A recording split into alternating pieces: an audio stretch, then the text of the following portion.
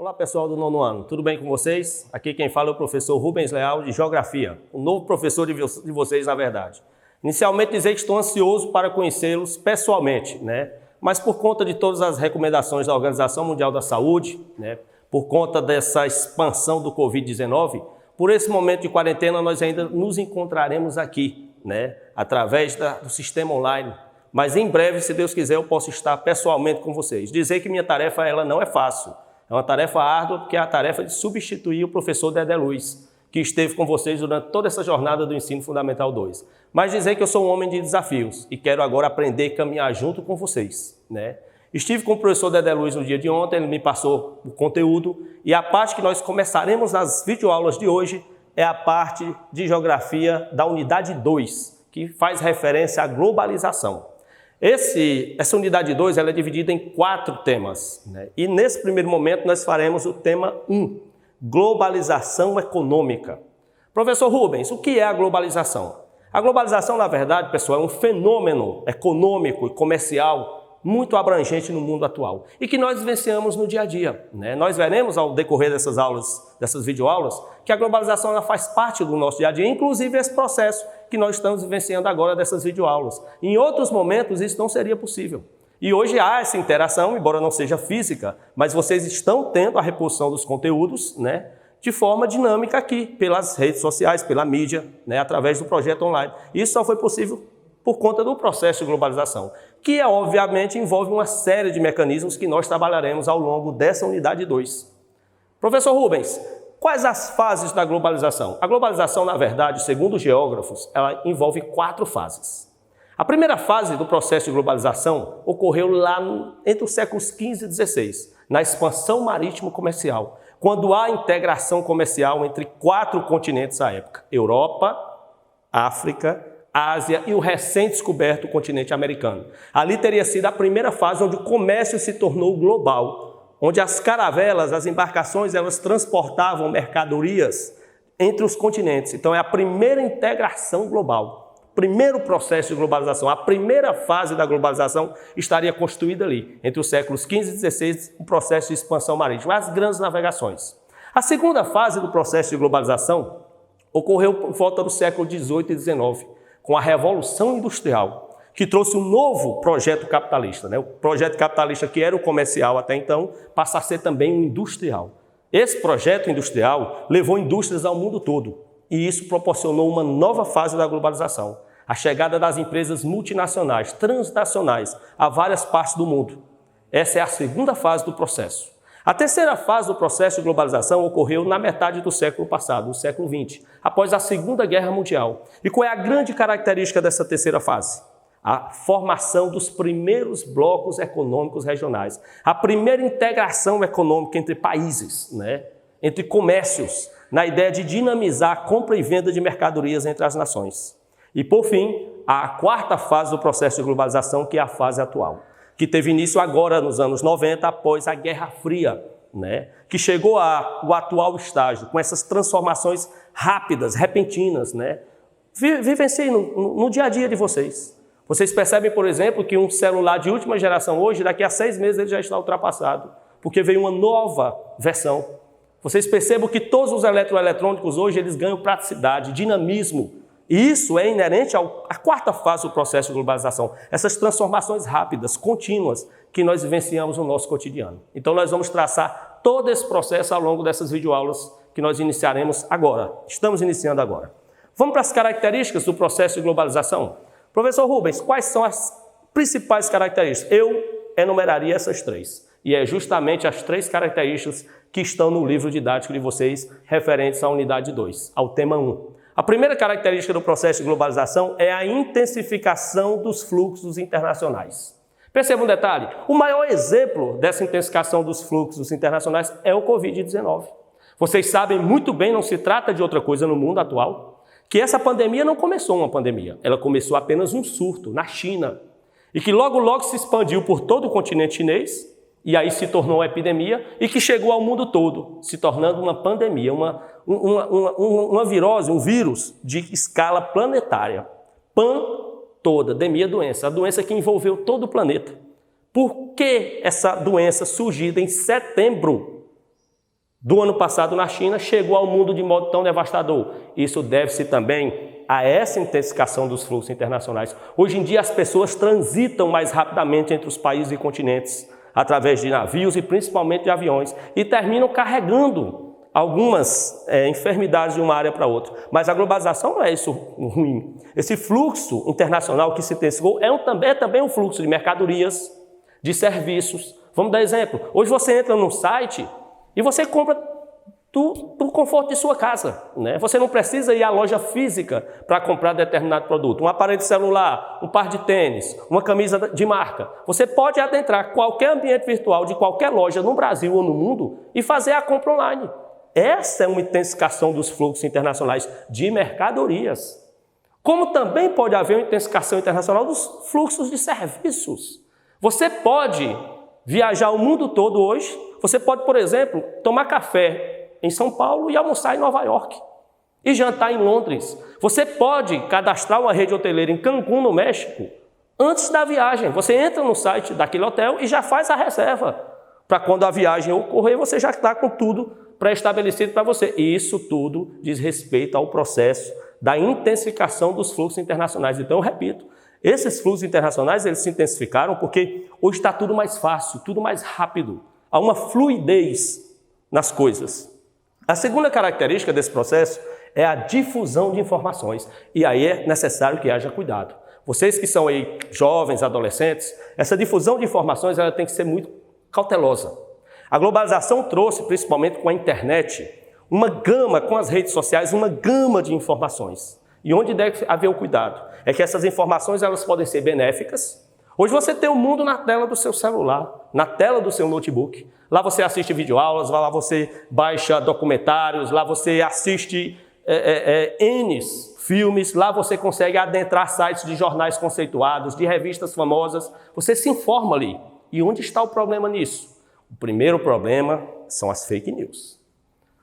Do mesmo modo que a globalização traz os benefícios, traz também os malefícios. Cuidado, vocês, principalmente adolescentes e jovens, para não estarem transpassando, expandindo coisas que chegam até o celular de vocês sem ter a certeza real de que aquilo é verídico. A gente tem uma mania de receber nas nossas redes sociais determinadas notícias e já sair espalhando, né, em grupos dos quais pertencemos, sem saber da veracidade. Existem pessoas que criam mecanismos, talvez por ideologia política, por pura maldade, criam as famosas notícias falsas e terminam perpetrando essas notícias nas redes sociais. Muitas vezes o estrago já foi feito.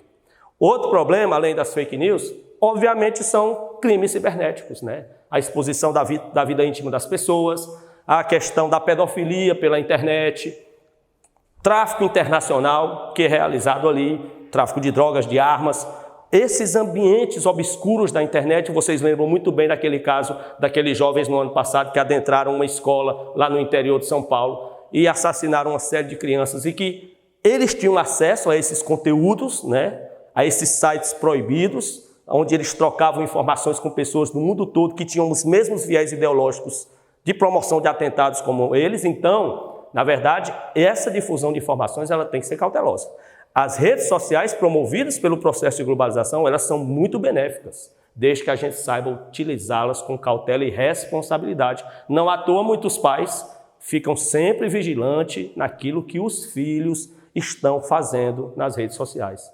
O que é que os filhos estão fazendo quando estão à frente da telinha? E nós também, já quando adultos, eu quero que vocês saibam que já é uma tônica atual, acredito que vocês saibam disso. Muitas empresas, antes de contratarem determinados profissionais, elas vão até as redes sociais daquelas pessoas para avaliar o tipo de postagem que aquelas pessoas compartilham, postam, os ambientes, as amizades, as ideologias. Hoje, o que nós colocamos nas redes sociais diz muito da nossa vida, né? E isso, às vezes, é perigoso, porque às vezes você coloca lá coisas de sua diversão do dia a dia que terminam ali na frente lhe atrapalhando. Ou coloca uma ideologia, faz um vídeo, grava algo que fica ali marcado. E de repente você deleta, mas muita gente já tem aquele vídeo guardado. Então a gente tem que ter muita cautela quanto a isso. É um advento do processo de globalização, né? Essa difusão de informações. Chegou muito mais fácil. No meu tempo, no tempo que eu tinha a idade de vocês, eu tenho a idade hoje de ser pai de vocês, no tempo que eu tinha a idade de vocês, nós não tínhamos acesso, por exemplo, à internet, telefone celular. nós não tínhamos acesso à TV a cabo. Então hoje tudo isso se tornou muito prático, muito rápido. É por isso que vocês cada vez mais estão antenados. Por isso que vocês cada vez mais estão a par de tudo que ocorre no mundo, porque as informações chegam instantaneamente no Brasil e no mundo. É por isso que cada jovem hoje já tem uma ideologia política formada, já tem uma determinada prévia daquilo que ele conhece por cidadania, porque as notícias vão chegando, né? E ele vai absorvendo parte delas. No meu tempo era mais difícil esse acesso às notícias. Hoje nós somos tomados por um turbilhão delas, né? Vamos para a terceira característica que eu gostaria de elencar, que eu defendo como outra característica importantíssima do processo de globalização, a revolução tecnológica. É o que eu disse agora há pouco. Vocês nem lembram que eu frisei que hoje um celular de última geração, daqui a 6 meses ele está ultrapassado. Vocês que têm os processos evolutivos, que têm esse traquejo com esses mecanismos eletrônicos, vocês sabem que a cada ano tendências novas surgem, que os aparelhos modificam, ganham novas propriedades, no sentido de auxiliar a gente, né? No sentido de tornar as coisas mais interessantes, mais dinâmicas. Eu lembro, por exemplo, dos primeiros aparelhos de celular que eu tive contato, parecia um bolachão, uma rapadura, e só tinha uma função, ligar e receber. Era só essa a função. Hoje os aparelhos eles são pequenos, finos, e o mundo está ali em sua mão. O que menos se faz com o aparelho de celular hoje é ligar e receber ligação. Tem gente que passa, vocês sabem, principalmente vocês que são estudantes aí contando o dinheiro, tem gente que passa 6 meses sem colocar crédito no celular. Basta ter acesso ao Wi-Fi, à internet e vai usando o WhatsApp, é até melhor do que ligar e mandar mensagem, porque no WhatsApp você faz tudo. Essa é uma tendência da revolução tecnológica. Mas não é só nos aparelhos. Essa revolução veio na medicina, essa revolução veio no campo, essa revolução veio no sistema de segurança nosso. Hoje, por exemplo, a maior parte das casas tem um sensoriamento por câmeras. Todo esse processo da revolução tecnológica nos auxilia. E isso é importante, né? É o que a globalização tem nos proporcionado. Então, pessoal, após conceituarmos o processo de globalização, estabelecermos as 4 fases desse processo e elencarmos aqui algumas características do processo de globalização, nós iremos agora para características da revolução tecnocientífica, que são inerentes ao processo de globalização. A revolução tecnocientífica que surgiu já dessa terceira e continua existindo nessa 4ª fase do processo de globalização. Quais são as características dessa revolução tecnocientífica? Como vocês mesmos podem observar, esse termo tecnocientífico, ele é um termo que diz respeito à tecnologia, à informação. E a primeira característica é a automação industrial. Professor Rubens, o que é automação? Boa parte do processo de produção nas fábricas, ele já ocorre por conta própria. Ele já é organizado e elaborado, executado por máquinas, através de um processo informático, né? A automação é o trabalho autônomo nas fábricas. Isso é bom para a atividade industrial, porque dinamiza o processo, porque corta gastos, mas é ruim por outra ótica, porque gera desemprego. A automação industrial são máquinas que estão substituindo paulatinamente a mão de obra humana. O maior exemplo dessa automação, né, na indústria é a linha de montagem, por exemplo, de uma automobilística, de uma fábrica de automóveis. Boa parte daquele processo de construção do automóvel, ele já é feito por braços mecânicos. Já se programa na linha de montagem, os computadores já programam os braços para executarem boa parte daquelas funções. Então a indústria ela sofre um processo de automação. É a primeira característica da revolução tecnocientífica. Nós podemos encontrar, por exemplo, nas redes bancárias. O caixa eletrônico é um processo de automação. Não necessariamente você precise recorrer à pessoa, ao bancário, para resolver problemas inerentes a atividades bancárias. O caixa eletrônico faz absolutamente tudo que você precisa em sua relação com sua agência. Isso é um processo de automação, é o famoso autoatendimento. Você mesmo se atende. Você mesmo vai lá e faz todas as atividades inerentes a questões bancárias, sem a necessidade do banco. E isso é bom para a empresa, por quê? Porque disponibiliza, por exemplo, os finais de semana. Disponibiliza horários, como o horário noturno, que você precisa ir a uma rede bancária para realizar uma determinada atividade. Esse é o processo de automação. Além do processo de automação, segunda característica da revolução tecnocientífica é a robótica, que tem relação direta com o processo de automação. Eu quero que vocês entendam uma coisa. A gente comete um equívoco. Quando se fala de robótica, Já se imagina logo aqueles robozinhos japoneses que dão um passo para frente e caem para trás. Não, pessoal. Aquilo são protótipos, aquilo são testes. Robótica hoje está nas fábricas, robótica hoje está na medicina.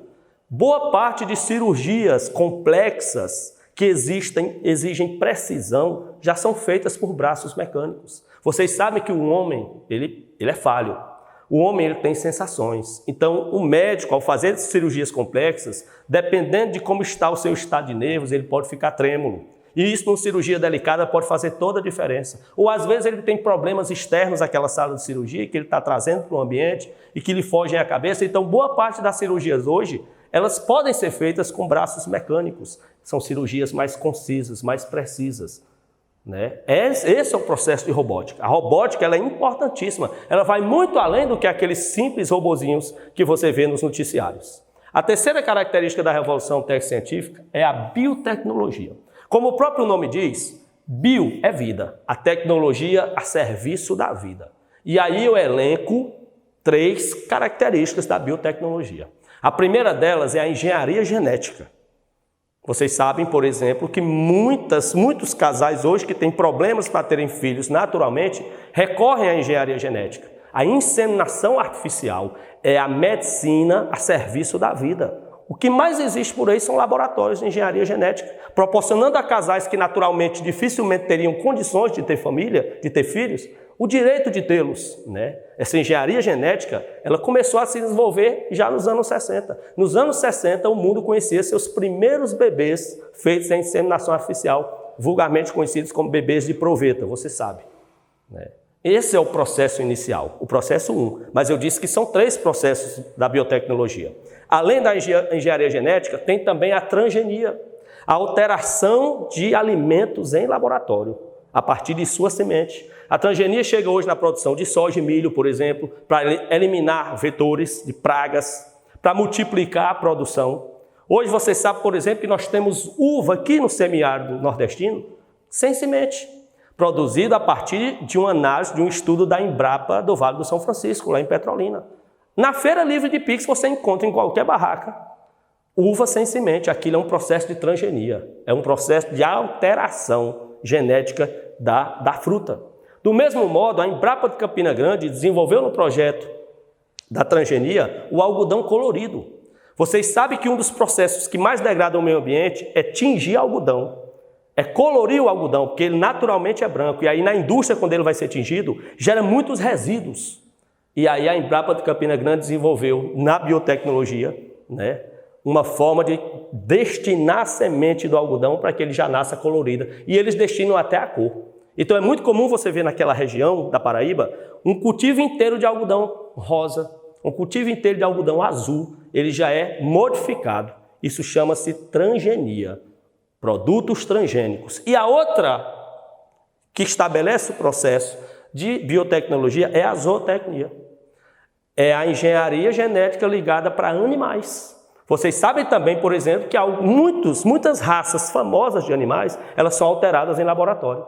Inclusive, inseminação é feita, né? Inseminação artificial, touros, por exemplo, de raça, cavalos de raça, se colhem o sêmen e faz-se a inseminação na égua, né? Na vaca, para que nasçam também filhotes de raça, tendenciando a raça dos seus genitores, né? Isso é o que? Zootecnia. Então, a engenharia genética, a transgenia e a zootecnia fazem alusão à biotecnologia. Quarto, a informática que nós tratamos agora há pouco. Pessoal, veja como as coisas mudam rápido. 20 anos atrás eu fazia vestibular e eu tinha que ir presencialmente fazer minha inscrição. Eu tinha que ir até a universidade, pegar um catálogo, preencher o formulário, pagar. Hoje em dia você faz isso tudo na frente de um computador. Você só emite o boleto e paga no banco. Que não precisa nem ir ao banco. Você paga na tela do seu celular. Digita lá no aplicativo do banco o código de barra e já vai abater na sua conta e você já está concorrendo ao processo de inscrição. Esse ano, pessoal, pela primeira vez já vai ter prova do Enem online para os alunos das capitais que optarem por esse sistema. Então vai ter aluno que vai fazer a prova em casa, viu? Na frente do computador ou do celular. Você pode escolher a partir de 2020 o Enem presencial e o Enem online, para você fazer do conforto de sua casa. São as tecnologias ligadas à informática. É um dos pressupostos que mais têm crescido, dos conceitos que mais têm crescido nos últimos anos, é o da informática. E, finalmente, o da nanotecnologia. Nanotecnologia, pessoal, na verdade, é o estudo de partículas, né? É a produção de placas de computadores, circuitos elétricos, muito utilizados. Você imagina, por exemplo, um aparelho celular, ele tem uma placa, uma plaquinha mãe. Vocês sabem, inclusive, que a maior parte deles, se tiver, por exemplo, cair na água, ele vai queimar a placa e ele vai ficar inutilizado. Aquela placa ela é muito delicada. E esse processo de produção desses circuitos elétricos é chamado de nanotecnologia. Isso não é apenas um celular, isso é um notebook, isso é um aparelho de TV. Esses produtos que referem à tecnologia, todos eles passam pela nanotecnologia.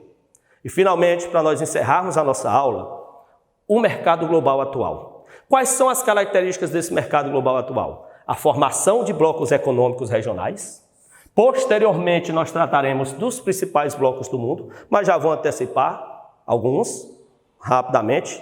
União Europeia, NAFTA, Mercosul, a PEC, o Bloco do Pacífico, CARICOM, Pacto Andino, COMESA na África, todos esses blocos nós trataremos em aulas futuras. É uma tônica do processo de globalização no mercado global atual. Professor, qual é a ideia da formação desses blocos econômicos entre países? Justamente a segunda característica, diminuir as barreiras alfandegárias. O que são barreiras alfandegárias? Diminuir tributos, diminuir ou extinguir os impostos do comércio entre países. Por exemplo, a União Europeia, que hoje consta com 27 países membros, eles compram e vendem mercadorias entre si sem carga tributária, sem impostos, impostos zerados. Isso é diminuição das barreiras alfandegárias, né? Finalmente, há um destaque atual no processo de globalização para a OMC, a Organização Mundial do Comércio. A OMC, na verdade, surgiu em 47 com outra sigla. Em 47, a OMC chamava-se GATT, Acordo Geral de Tarifas, em 1947. E em 95, o GATT mudou de sigla e virou a OMC, Organização Mundial do Comércio. Qual é a função da OMC, professor Rubens? Ela tem uma função primordial, a organização. Regulamentar o comércio no mundo, estabelecer cargas de impostos, denunciar países que estão agindo ilegalmente no comércio, esse comércio do mercado negro. Tudo isso passa pelo crivo da OMC, que tem sede em Washington, nos Estados Unidos. Então, pessoal, essa é a primeira aula nossa em relação ao processo de globalização. Essa é a parte introdutória, é a parte que diz respeito ao tema 1. E na próxima aula nós voltaremos para tratar do tema 2. Eu aguardo vocês. Foco e fé.